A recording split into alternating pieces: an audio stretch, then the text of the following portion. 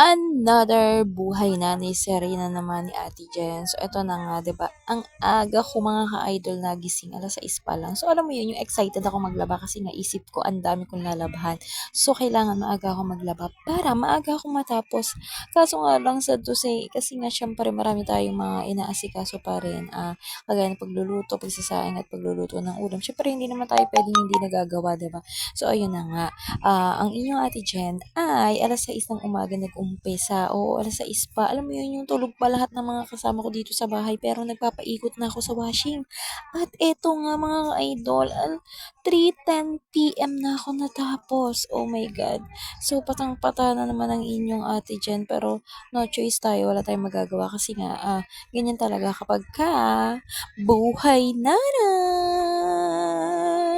So, alam niyo yun, yung kahit nakakapagod, pero kailangan mong gawin. Kasi wala namang ibang gagawa. Ano, mayaman ka, nagmamayaman-mayamanan ka, may katulong ka, may maglalaba ng mga damit mo, may pambayad ka.